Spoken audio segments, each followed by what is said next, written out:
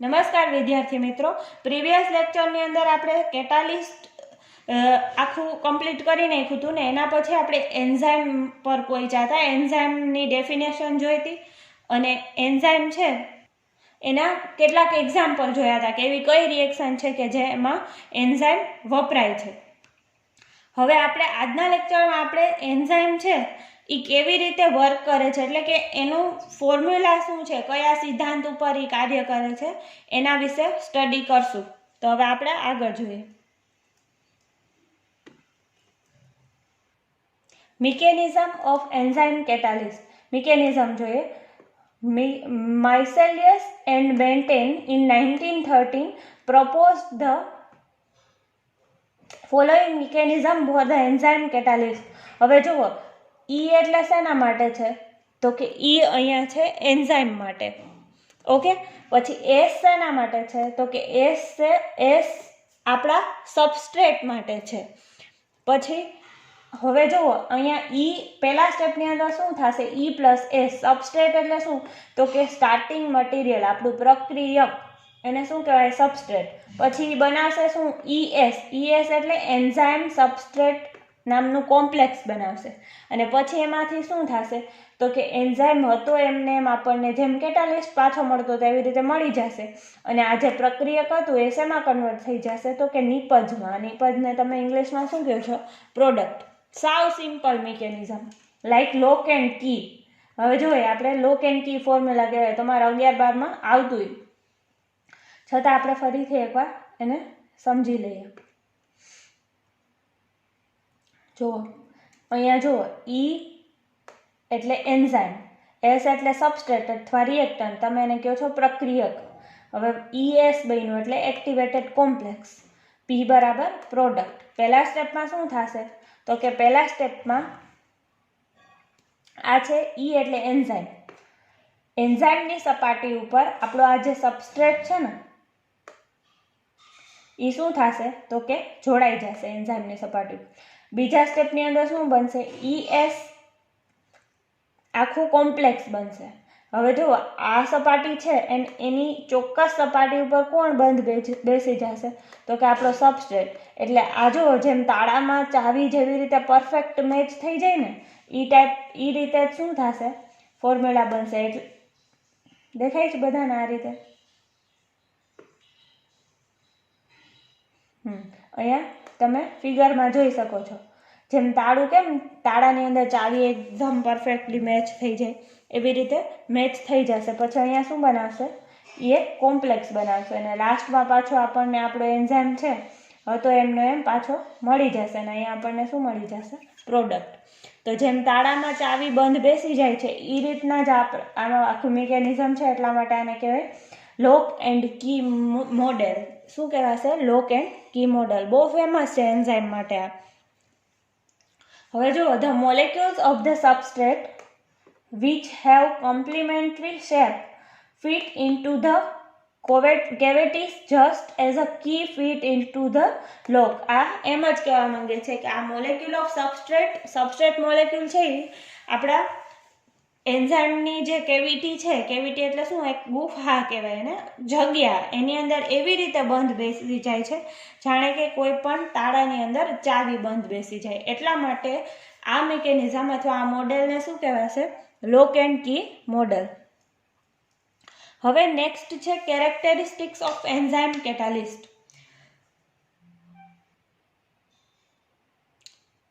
Characteristics of enzyme catalyst. First characteristics, enzymes are the most efficient catalyst known. પહેલા શું છે તો કે એન્ઝાઇમ કેવા છે, મોસ્ટ એફિશિયન્ટ છે.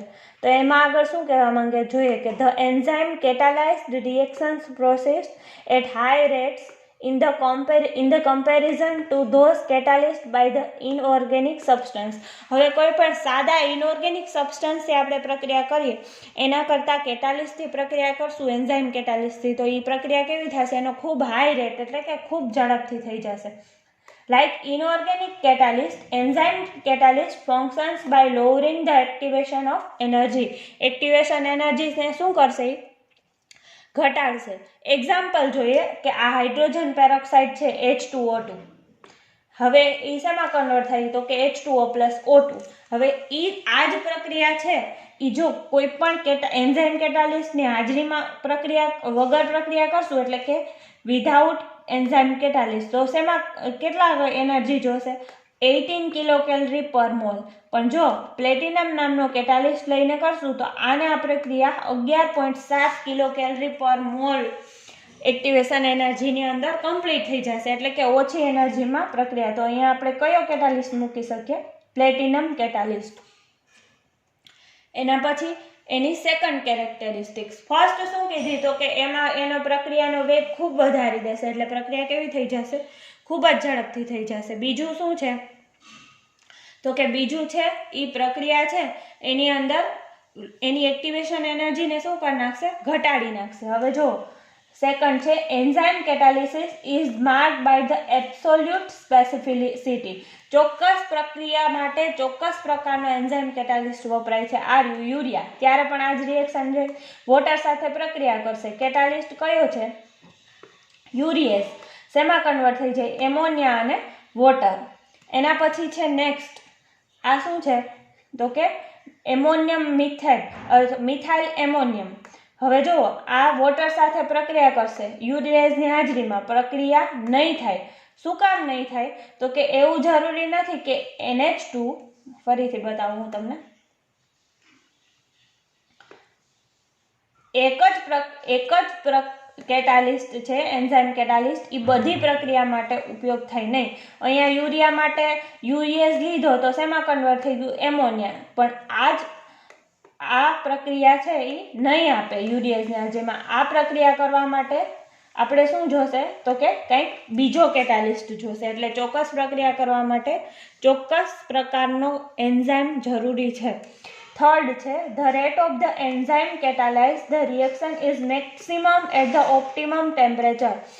ઓપ્ટિમમ ટેમ્પરેચરે શું થશે?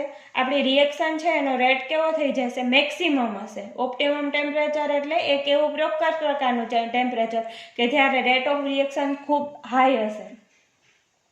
જો અહીંયા ઓપ્ટિમમ ટેમ્પરેચર બતાવેલું છે. The rate of the enzyme catalyst, the rate of an enzyme catalyzed reaction is increased with the rise of the temperature by up to the certain point.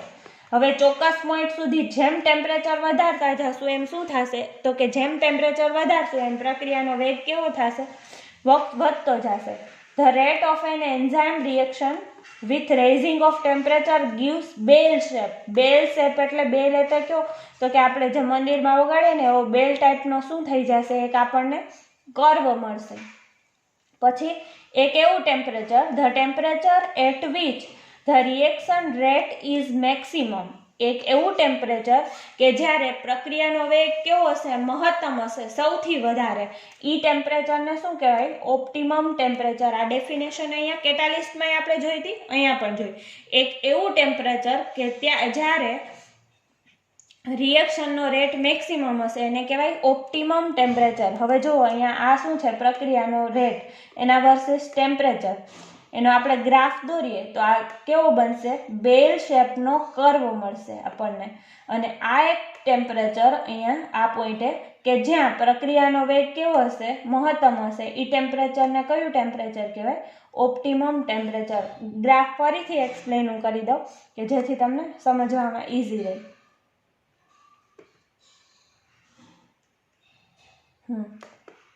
આ જુઓ rate versus rate એટલે પ્રક્રિયાનો વેગ versus temperature. જેમ temperature વધારતા જશું અહીંયાથી એમ પ્રક્રિયાનો વેગ કેવો થશે? વધતો જશે.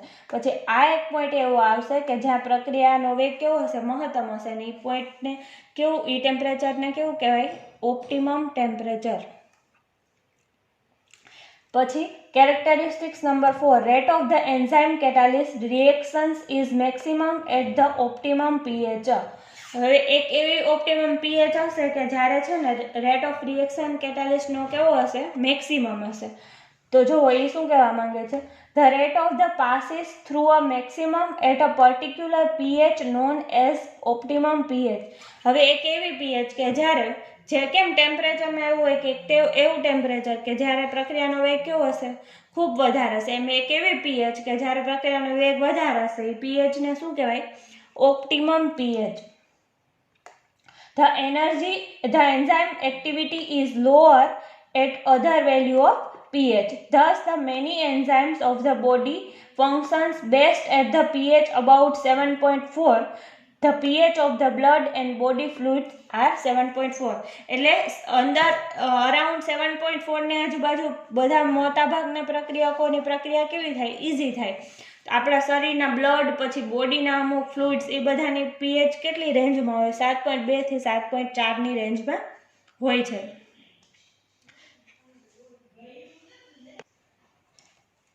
Enzymes are markedly inhibited of poison. જો the catalytic activity of an enzyme is often reduced or completely destroyed by the addition of other substances. બહુ મસ્ત વાત આ કહે છે કે ક્યારેક કેવું થાય કે કોઈ પણ સબસ્ટન્સ એવો એડ કરતા કેટાલિસ્ટ છે એ પોતાની પ્રક્રિયાનો વેગ વધારવાનું કામ કરે ને એની બદલે શું કરવા માંડશે? પ્રક્રિયાનો વેગ ઘટાડવા માંડશે.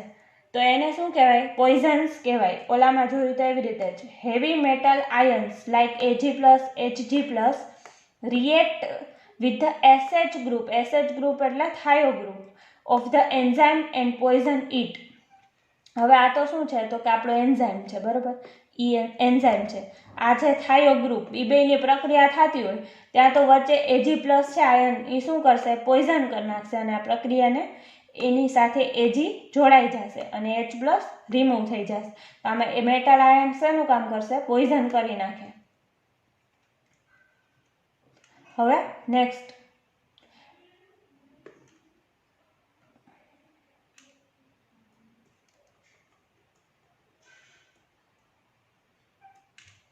The physiological activity of the many drugs is related to their action as an enzyme inhibitor in the body. હવે જુઓ, અમુક આપણા બોડી પાર્ટ્સ છે ને એની અંદર જેમ કે પગમાં કે એમાં ક્યારેક અમુક દવાઓ છે એની શું થતી હોય? સાઈડ ઇફેક્ટ ઘણાને થતી હોય. એ કેવી રીતે થાય? તો કે અમુક વસ્તુ આપણા શરીરની અંદર એની એન્ઝાઇમ છે ને એક્ટિવિટીને ઘટાડી નાખે અને એ શું કરશે? તો કે ડ્રગ્સની સાથે જોઈન્ટ થઈ જશે. પછી હવે એવી ડ્રગ બધી કે જે પણ એન્ઝાઇમ તરીકે કાર્ય કરતી હોય, ધ સલ્ફા ડ્રગ, પેનિસિલિન, પછી સ્ટ્રેપ્ટોમાઇસિન inhibit the action of the several bacteria and have proved the effective in curing the pneumonia, dysentery, cholera, etc. હવે જુઓ, સલ્ફા ડ્રગ, પેનિસિલિન ડ્રગ, સ્ટ્રેપ્ટોમાઇસિન આ બધી શું કરશે? તો કે આપણા શરીરના બેક્ટેરિયા છે ને એની કાર્ય કરવાની ક્ષમતા ઘટાડી નાખશે અને એ શેમાં સાબિત થશે સારી? તો કે ન્યુમોનિયાને સારો કરવા માટે, ડાયસેન્ટેરિયા, કોલેરા જેવી બીમારીઓને સારી કરવા માટે આ બધી ડ્રગ છે એ એન્ઝાઇમનું કામ કરશે અને ઇફેક્ટિવ પ્રૂવ થશે. પછી નેક્સ્ટ છે catalytic activity of the enzyme is greatly enhanced by the presence of activators or coenzymes. Activators એટલે કોણ? તો કે આપણા એન્ઝાઇમને શું કરશે? વધારે સક્રિય કરશે. અથવા તો કોએન્ઝાઇમ, એને ગુજરાતીમાં તમે કહેતા હશો સહ ઉત્સેચકો. તમે આ નામ સાંભળ્યું જ હશે. એક્ટિવેટર્સ એટલે પ્રક્રિયામાં મદદ કરશે અથવા એને બીજું કહેવાય સહ ઉત્સેચકો. પોતે એન્ઝાઇમ નથી પણ એન્ઝાઇમ તરીકે મદદ કરશે. Activators are the metal ions like Na+, Mn+, Mn+2, CO+2, Cu+2, etc. which get the weakly bonded to enzyme molecules and promote their catalytic action. હવે જો આપણા જે કેટાલિસ્ટ છે એની સાથે આ બધી મેટલ કઈ તો કે સોડિયમ, મેંગેનીઝ, કોબાલ્ટ, કોપર આ બધી જોડાય અને પ્રક્રિયાના વેગને શું કરશે? વધારો કરશે. તો પછી એને શું કહેવાય? એક્ટિવેટર્સ અથવા એને કહેવાય coenzymes. The addition of sodium chloride, NaCl કહેવાય, એમાંથી Na+, makes the amylase catalytically very active. હવે જો એમાઇલેઝ નામના ઉત્સેચકને Na+ છે એ ખૂબ એક્ટિવ બનાવશે. તો આમાં ઉત્સેચક કયો છે? એમાઇલેઝ છે અને એની પ્રક્રિયાને આગળ વધારવા મદદ કોણ કરે છે તો કે સોડિયમ ક્લોરાઇડમાંનો Na+, તો Na+ ને આપણે શું કહેશું?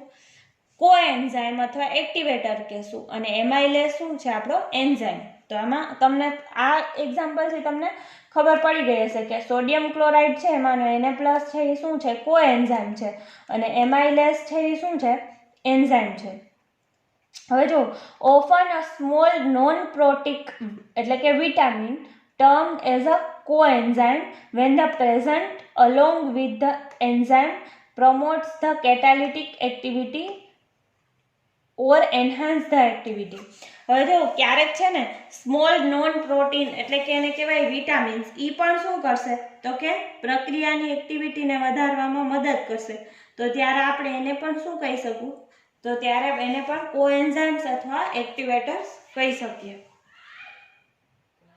તો સૌથી પહેલાં આપણે જોયું એન્ઝાઇમ છે એની ડેફિનેશન, એના પછી આપણે જોયું એન્ઝાઇમની કેરેક્ટરિસ્ટિક્સ, પછી જોયું લોક એન્ડ કી મોડેલ એટલે કે ફોર્મ્યુલા શું કહેવા માંગે છે એ, અને હવે આપણે એપ્લિકેશન ઓફ કેટાલિસ્ટ જોશું.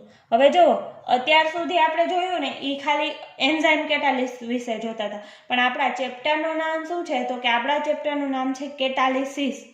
તો કેટાલિસિસમાં બધી એપ્લિકેશન આવી જશે. કયો કેટાલિસ્ટ શેના માટે ઉપયોગી છે એ આખું કાં તો તમે આવી રીતે સિમ્પલમાં લખી શકશો અથવા એક કોષ્ટકના ફોર્મમાં લખી નાખો, તમને તરત ખબર પડી જશે. આપણા ચેપ્ટરનો આ લાસ્ટ પોઈન્ટ છે. આના પછી હું તમને હમણાં 5 ક્વેશ્ચન મોકલું છું. આ 5 મોસ્ટ આઈએમપી ક્વેશ્ચન છે આ ચેપ્ટરની અંદરના, એ તમારે મને લખી અને PDF ફાઇલમાં કેટલા તારીખ સુધીમાં મોકલવાના છે એ બધું હું નીચે એક પેજમાં લખીને મોકલું છું. તો એપ્લિકેશનમાં તમારે આ બધું ખાસ યાદ રાખવું પડશે. આ હેબર ફર્સ્ટ એપ્લિકેશન છે, હેબર પ્રોસેસ. હેબર વિધિથી આપણે શું કરીએ તો કે એમોનિયાનું ઉત્પાદન કરીએ. એમાં કેટાલિસ્ટ કયો ઉપયોગમાં થશે તો કેટાલિસ્ટ છે Fe અને મોલિબ્ડેનમ. પછી બીજી પ્રક્રિયા છે કોન્ટેક્ટ પ્રોસેસ, ઇંગ્લિશમાં અને કોન્ટેક્ટ પ્રોસેસ કહેવાય, ગુજરાતીમાં તમે સાંભળ્યું હશે સંપર્ક વિધિ. કોના માટે ઉપયોગી છે? મેન્યુફેક્ચર ઓફ H2SO4 એટલે સલ્ફ્યુરિક એસિડના ઉત્પાદનમાં. ત્યારે કેટાલિસ્ટ કયું છે તો કે પ્લેટિનમ. ત્રીજું છે lead chamber process. Lead chamber process છે એ કોના માટે છે? મેન્યુફેક્ચર ઓફ સલ્ફ્યુરિક એસિડ, અને કેટાલિસ્ટ ત્યારે કયો હશે? એનો. પછી જુઓ નિકલ કેટાલિસ્ટ છે, શેના માટે છે? વનસ્પતિ ઘીના ઉત્પાદનમાં, મેન્યુફેક્ચર ઓફ વનસ્પતિ ઘી ફ્રોમ ઓઇલ. પછી છે બોસ પ્રોસેસ. કેટાલિસ્ટ કયો છે? Fe2O3 પ્લસ Cr2O3 એટલે કે iron oxide plus chromium trioxide. આને કહેવાય આયર્ન ટ્રાયોક્સાઇડ અને chromium trioxide. Manufacture of hydrogen. હાઇડ્રોજનના ઉત્પાદન માટેની પ્રક્રિયાને કહેવાય બોસ પ્રોસેસ, અને કેટાલિસ્ટ કયો છે તો કે Fe2O3 પ્લસ Cr2O3. પછી છે ઓસ્વાલ્ડ પ્રોસેસ. શેના માટે છે તો કે મેન્યુફેક્ચર ઓફ નાઇટ્રિક એસિડ HNO3ની બનાવટ માટે, અને કેટાલિસ્ટ એમાં કયો છે? પ્લેટિનમ ગેલાઇઝ. પછી છે માઇકોડર્મા એસેટી. આ છે એન્ઝાઇમ, અને શેના માટે છે તો કે manufacture of acetic acid from ethyl alcohol. પછી છે zinc oxide plus Cr2O, zinc oxide plus chromium oxide. શેના માટે છે તો કે manufacture of methyl alcohol from H2 and CO. તો આ 8 મોસ્ટ આઈએમપી છે. તમારે પહેલાં શું યાદ રાખવાનું તો કે હેબર વિધિ છે ધારો કે, તો એ શેના માટે છે તો કે એમોનિયા, મેન્યુફેક્ચર ઓફ એમોનિયા, અને કેટાલિસ્ટ કયો છે એમાં તો કે Fe અને એમો.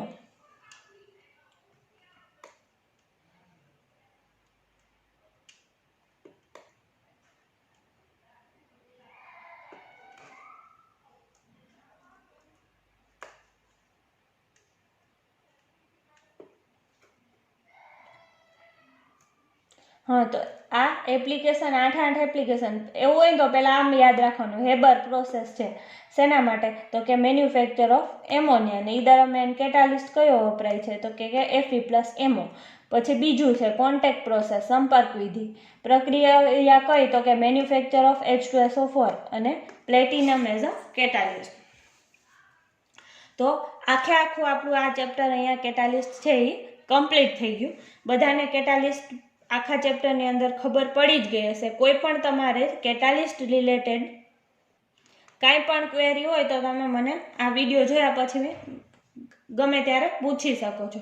અને આ વિડીયો તમે લેક્ચર જોઈ અને પછી મને અસાઇનમેન્ટ છે એ સબમિટ કરાવજો. હું તમને 5 ક્વેશ્ચન હમણાં મોકલું છું.